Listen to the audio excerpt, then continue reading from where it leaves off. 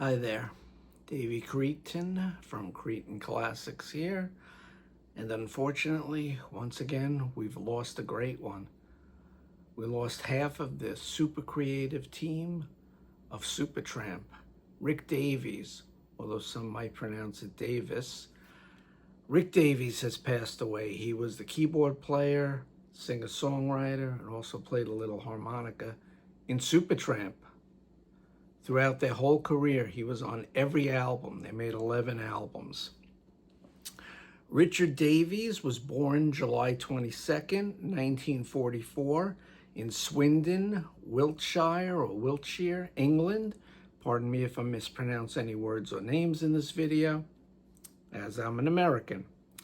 He passed away the other day, Friday, September 5th, 2025, at 81 years old, Long Island, New York, not very far from where I am now, in Queens, New York.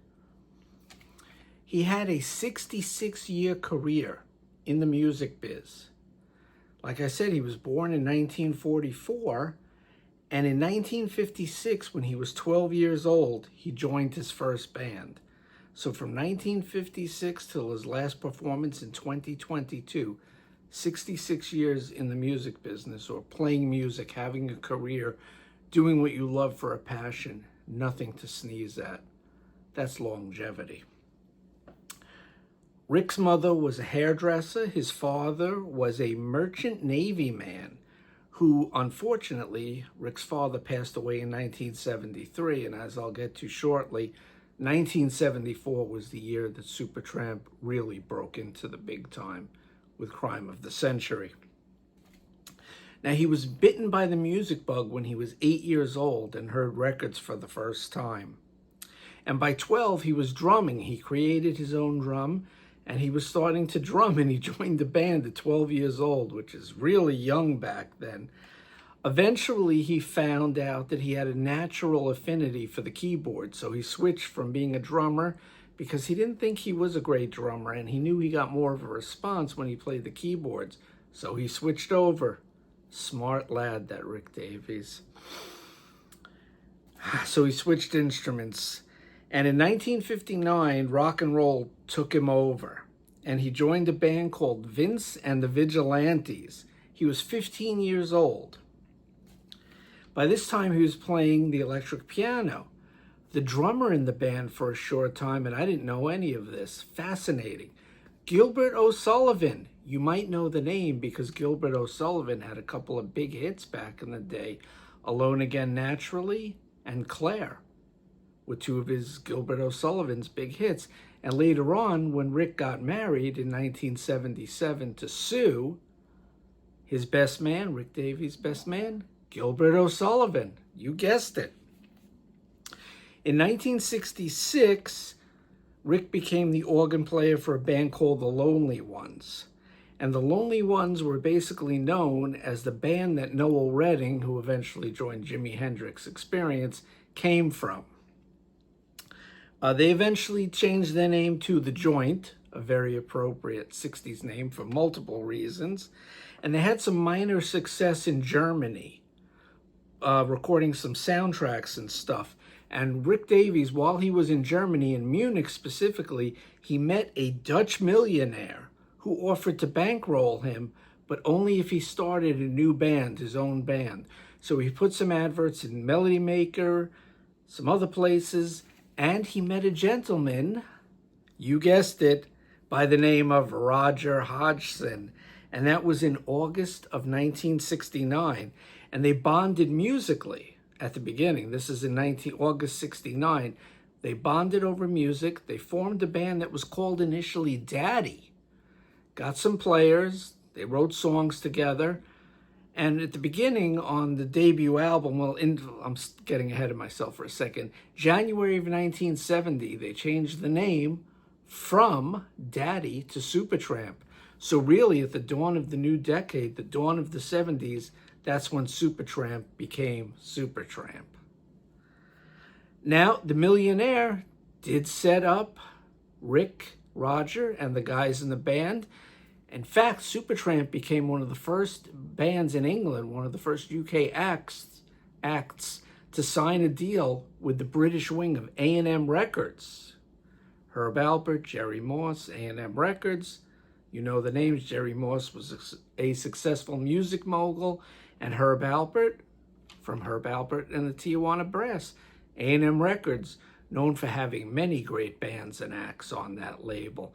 Just to name a few, the great Joe Jackson, their Styx, one of my favorite bands, Squeeze, another great band, and Supertramp, and many more. But I'm going off on a tangent, so I'll stop there. So the newly rechristened band put out their first record in 1970, and that was just a self-titled album called Supertramp. Unfortunately, it went nowhere. Then, in 1971, they released Indelibly Stamped. Now, some of you smart Supertramp fans out there know that that was the cover with a naked tattooed lady on it.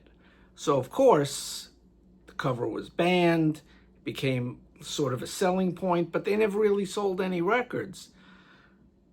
So, 70 and 71, Rick and Roger had this band. They wrote songs. The first album, Roger did all the singing.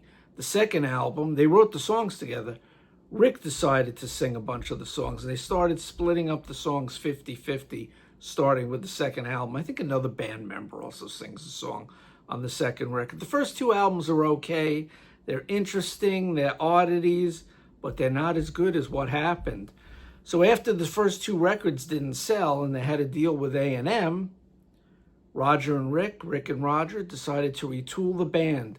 They fired all the band members, and in 1974, they hired some new guys on woodwinds, saxophone, flute, penny whistle, all kinds of woodwinds, backing vocals, and he was the master of ceremonies live. Mr. John Helliwell came into the band.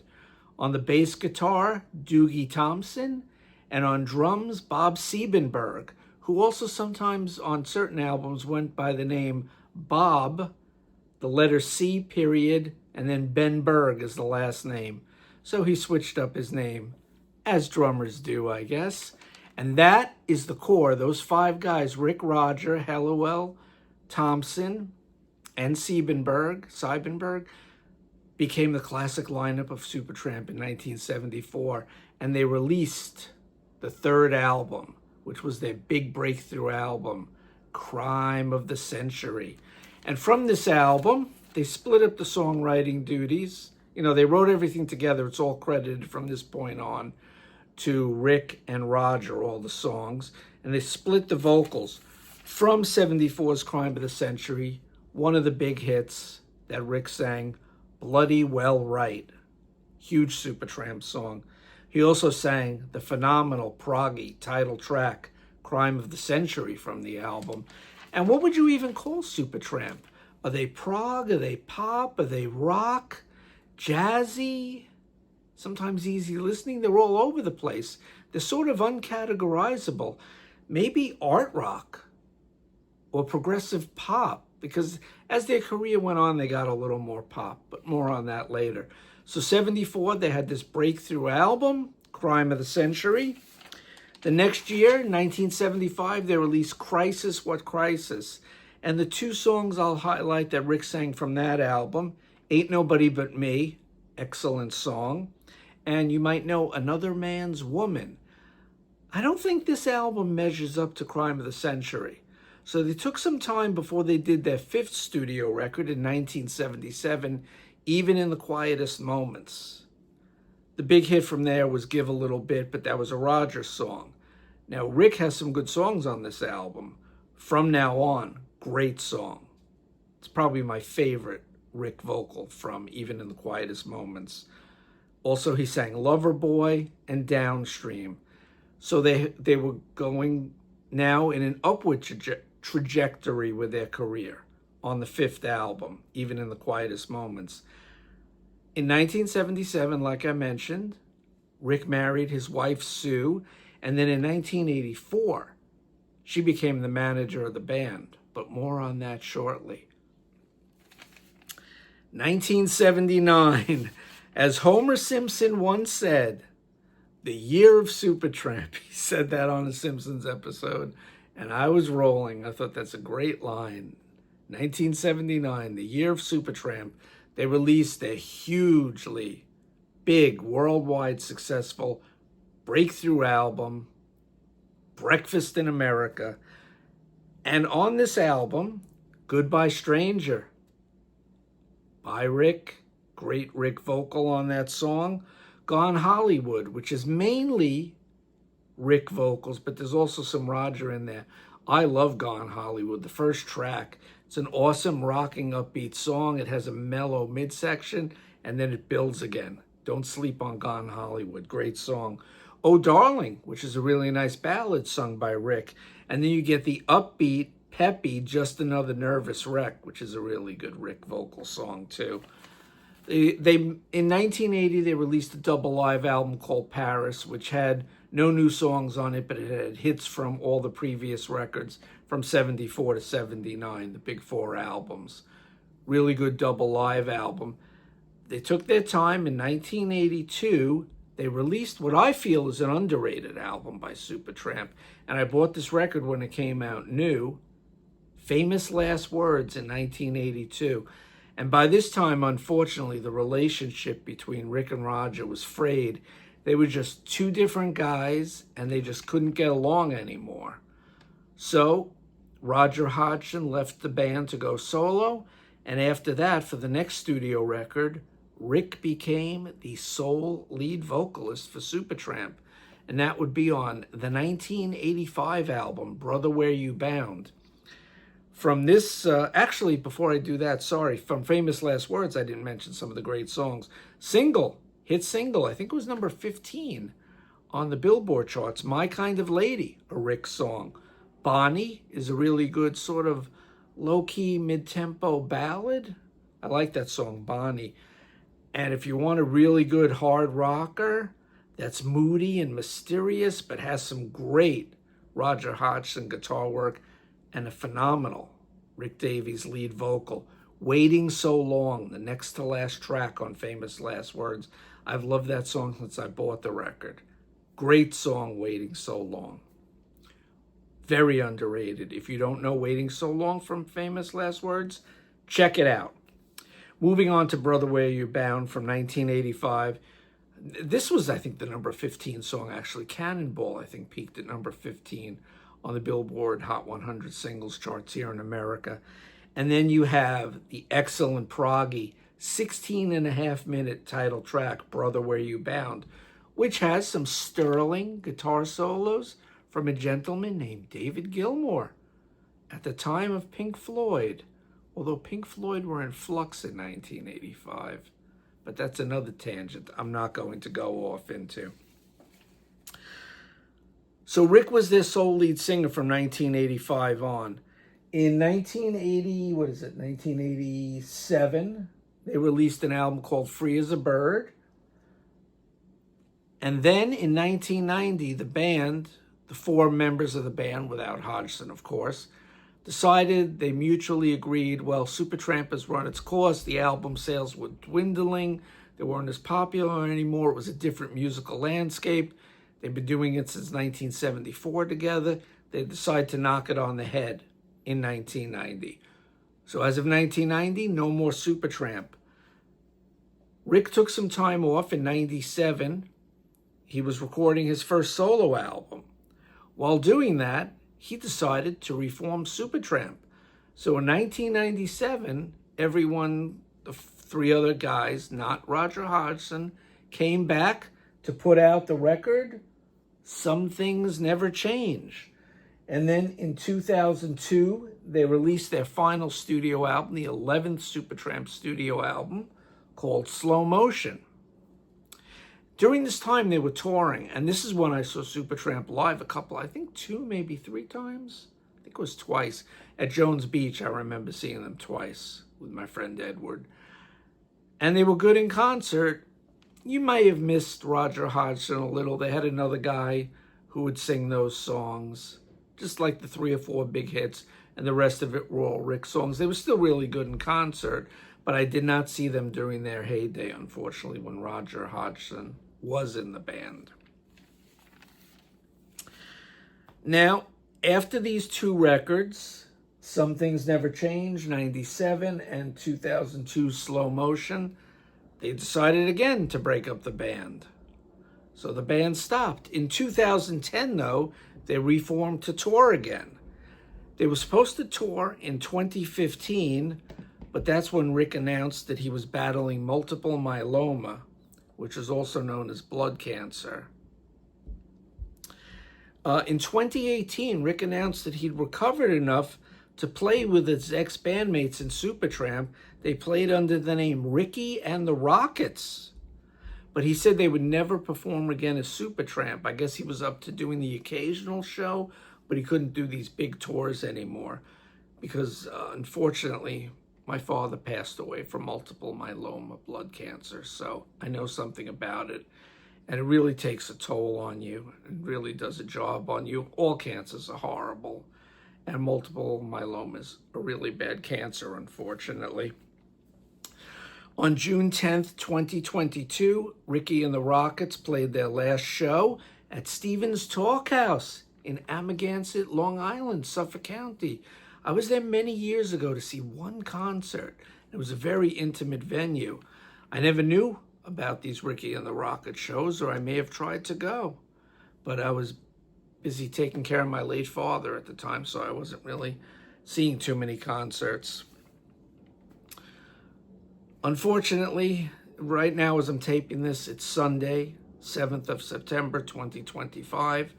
It was announced today that 2 days ago, on Friday, the 5th of September, 2025, that Rick Davies had passed away after battling multiple myeloma for a decade, from 2015 to 2025. So I want to say rest in peace, Rick Davies. We're going to miss you a lot. And I want to send my condolences, of course, to his family, to his wife, Sue, and everyone close to him. Fans all over the world, all the musicians he ever played with, his friends. We're all going to miss you. You brought a lot to the classic rock band Supertramp, although you guys only had 11 albums. Really high quality work. And I didn't even mention that a lot of these records were used to test stereo systems back in the day. Breakfast in America, especially Crime of the Century in the 70s, 74 and on.